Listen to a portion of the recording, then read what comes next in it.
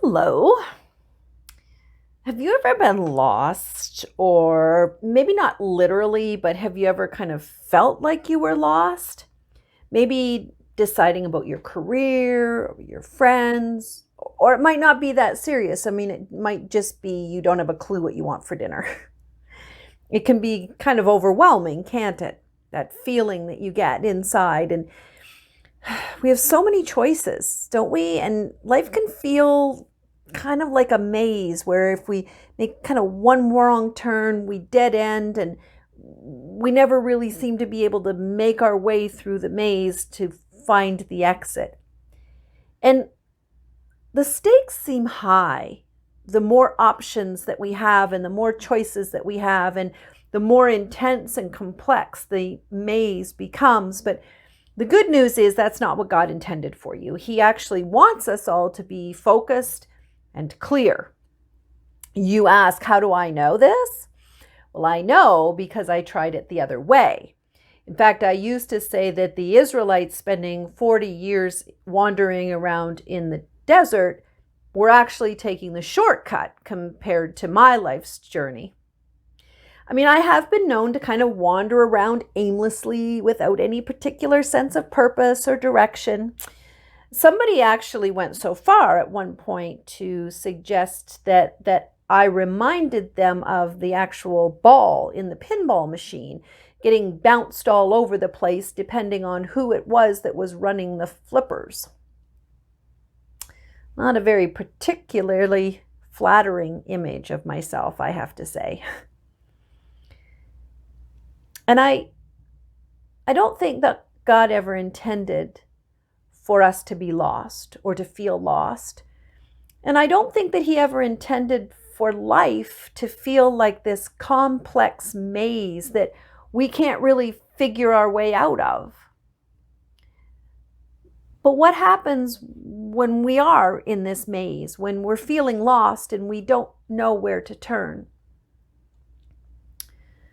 Well, to the best of your ability, the first thing I would suggest is to try and stay calm, because adding panic to that feeling of being lost, it doesn't really help the situation. In fact, it can make the problem worse because now you're actually reacting and being very impulsive, and few fast choices are good choices. Doesn't take the pain away and it doesn't make things easier. I mean, think about Aaron back in the book of Exodus, who was left with the people of Israel. And he decided that in a panic, because the people were grumbling yet again, he would let them build this golden calf to help him cope with the fact that he wasn't really sure where Moses was and he was feeling kind of lost without his brother. Whew. We all know how that turned out. It wasn't a great strategy. He panicked, and things actually got worse for everybody. Something else that you might want to consider, I mean, when we're physically lost, we tend to look for landmarks, or we pull out our GPS. We somehow try to find our bearings so that we can navigate our next steps. And so if we're feeling lost in life, we kind of look for those landmarks. We turn to our maps. What are our maps? It might be a conversation that you would have with friends or family, but it certainly is in the book of the Bible. That's a really helpful map that we can use. So note your location. Where am I right here, right now? Where am I trying to get to? Right? So there's the promised land, so outside of this maze. And then we wait and we read the map and we pay attention, and maybe we have to chart a different course.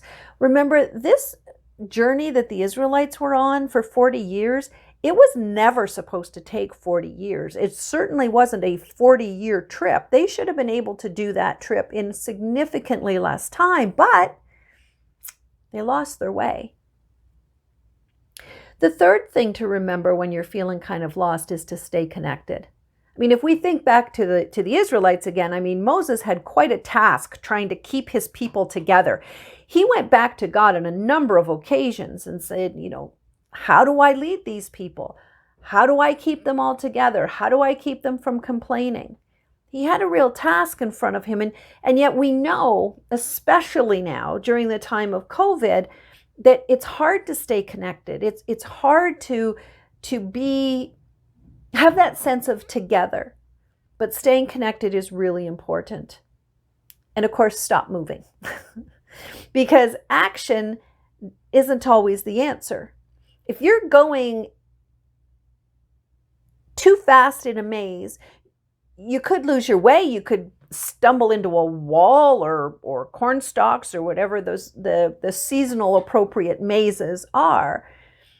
But if you're going really fast in the wrong direction, you're still just going really fast in the wrong direction. It doesn't get you any closer to the exit of the maze. And finally, I would invite you to get connected to God. Reconnect to Him. I mean, when we're feeling lost or, kind of unaware of our circumstances or our settings, it's embarrassing. We don't want to ask for directions. And maybe you're feeling a little embarrassed or ashamed to reconnect to God, to admit that you kind of got off the path that He had chosen for you. But you know what? He's right there waiting. He's waiting to help you get back on the path, right? I mean, you might be thinking, well, did God just finally give up on me and He's going to let me figure this out for myself? Or am I beyond being found this time? The answer is a resounding no. You're never outside of God's reach, and you are never outside of His desire to help you get back on the path that He has chosen for you. So, rather than meandering aimlessly and lost, try and stay calm, catch your breath, stay connected. If you want to turn to your Bible for evidence of God's loyalty to you, Exodus 33:14. Have a great week.